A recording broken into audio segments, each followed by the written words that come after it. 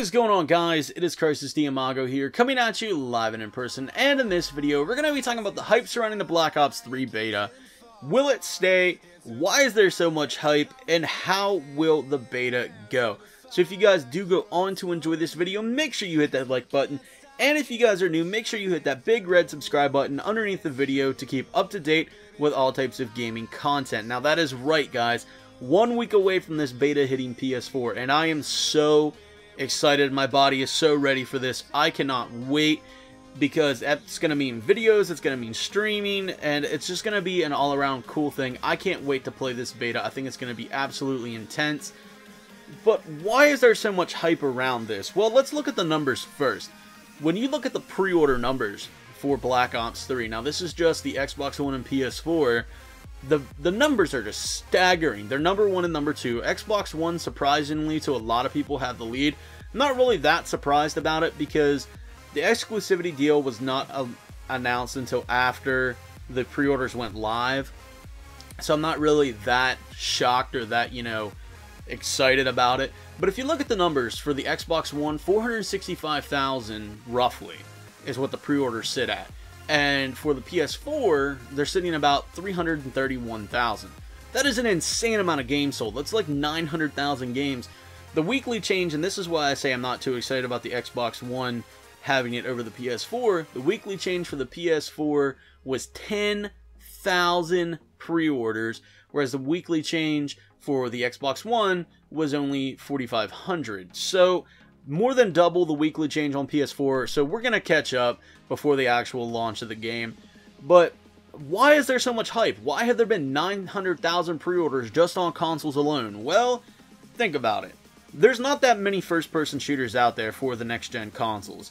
You really only have, as far as AAA titles go, Battlefield 4 and Hardline, which a lot of people don't really like Hardline. A lot of people really do like Hardline. Take it or leave it. I personally don't like it.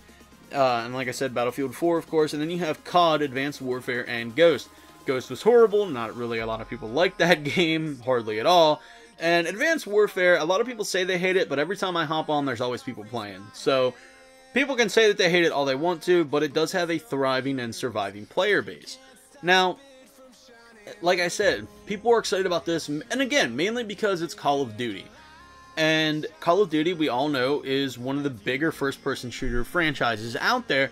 But to put this into perspective for you, all the hype that has been coming out about Battlefront here lately, let me just put this into perspective for you guys. Now, I'm sure that the PC pre-orders have probably blown these out of the water, but none of the console versions have sold 100,000 pre-orders yet.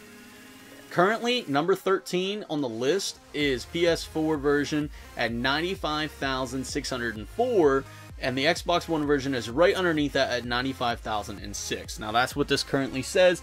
I'm going to leave a link in the description to the website I'm using. It's called vgcharts.com, and you guys can go check it out for yourself. But all this hype has been about Battlefront, and all these new trailers and everything else has been coming out. But really, where's the hype for Battlefront? I mean, 900,000 games compared to 100,000 games. It's an $800,000 game difference. So, to people saying, oh, there's all this hype and Battlefront's gonna be so much better than Black Ops 3. Well, Battlefront may be better than Black Ops 3. Maybe it will be. I personally don't think it will. To me, it just looks like a Star Wars skin on a Battlefield game. To me, the game should just be called Battlefield Star Wars. But Black Ops 3 has that hype. It's had enough hype to sell 900,000 copies on consoles. And that's just next-gen consoles. We're not even talking about old-gen consoles. So, why is there so much hype? And again, a lot of people really think that Treyarch is going to be the savior of Call of Duty. A lot of people's favorite games, World at War, Black Ops 2, both were made by Treyarch. Plus, you have zombie mode. I'll be the first one to admit, I'm not a huge zombie fan because it does get kind of repetitive after a while. I did like the mode in Black Ops 2, though, where you could fight the enemy team. That was cool. I really did like that. If they bring something like that back into it, because I'm a big PvP guy, I really did like that aspect of it, and that was pretty cool. So hopefully we get something like that back. But it just kind of gets boring after a while. You just go and you train zombies, and you blow them up, and then you train them again, and then you blow them up, and it gets boring for me after a while, but I do enjoy playing it from time to time. And the zombies in this game look ridiculously cool. Like, so cool, in fact, that I'm actually excited about zombies, which is fucking mind-blowing, because my friends will tell you, I'm not a huge zombies guy. People will be like, dude, let's go play zombies. I'm like, I don't want to go play zombies. I want to play PvP. But I'm actually excited. I actually see myself spending some time playing the zombies in this one and making some zombie videos, because I'm really excited about the zombies. So that's why there's all this hype. It's just that people think that Treyarch is going to be the game that saves the Call of Duty franchise, and I gotta tend to agree. I'm a huge fan of the Treyarch games. World at War and the Black Ops series, they're some of my favorite games of all time, not just in Call of Duty. And I really do think that Treyarch and Vandahar We Trust and all this stuff could really deal a blow to a lot of first-person shooters, especially if the rumor is true that Black Ops 3 is meant to be a 2-year game.